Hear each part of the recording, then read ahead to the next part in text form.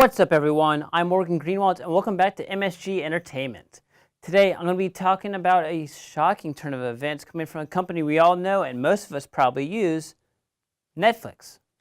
But before we get started, make sure you hit the subscribe button down below to get all of the latest videos from me into your sub feed. Then hit that bell icon to get notifications for whenever I post a new video. Now, let's just get started. And this big news coming out with Netflix right now is circulating around the big screen picture Annihilation starring Natalie Portman. In December, Paramount Studios, the studios behind movies such as Arrival, Mother, and Star Trek Beyond, announced that their most recent film would be streamed internationally on Netflix, except in the United States, China, and Canada. Streaming would be available for most countries starting March 12, 2018. Now, this is a big deal for two reasons. First, it showed that Paramount did not have much hope for this movie / potential three-part franchise based on the 2014 book series, The Southern Reach trilogy, as another movie in this Netflix deal was the Netflix original movie, The Cloverfield Paradox. Annihilation is even being deemed too intellectual for audiences by a producer of the film, and this is a bad sign for movie makers right now.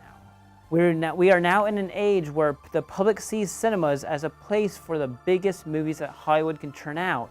But by going by this notion, biggest does not always mean best. Just because a studio throws money at a project does not mean it's good. Looking at you, DC. It seems now if we want to hear the newest mind-bending indie film, it has to explode in the box office or be carried by some A-list movie star, not just explode because of the story and characters behind it. We're in a world where a superhero movie dominates the box office for 4 to 6 weeks, 2 or 3 times a year, and then movies with sound plots and characters are being drowned out by the constant motion of action or comedy subpar films.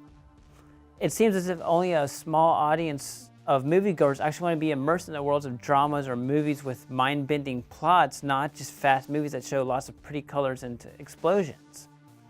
The second way this deal is huge is the ramifications it could have in the future.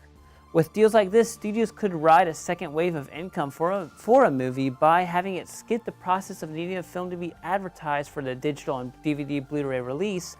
Instead, right as a movie is taken out of theaters, it could be instantly started to stream on services like Netflix, Hulu, or Amazon.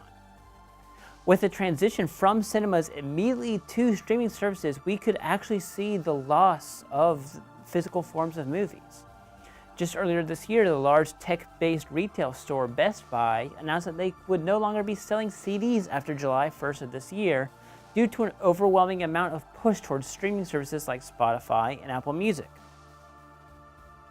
Target may also follow suit after hearing what suppliers of their physical copies of music have to say. The deal that Target has right now is that the companies that distribute CDs and DVDs to the stores pay for all the copies and return shipping for copies not sold.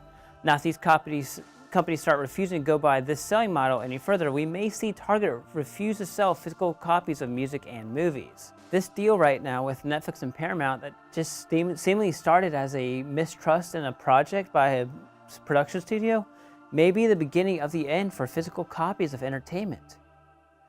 That's all I have for this video. In the comments down below, let me know what you think about all of this. I haven't seen it yet, but is Annihilation worth seeing in theaters like the director intended, or should I wait for Netflix to release it? And how do you actually feel about the possible removal of CDs and DVDs from major retail stores? Let me know. And if you like this video, go ahead and hit the like button. Don't forget to subscribe to the channel for more movie news and reviews in the future. I'm Morgan with MSG Entertainment.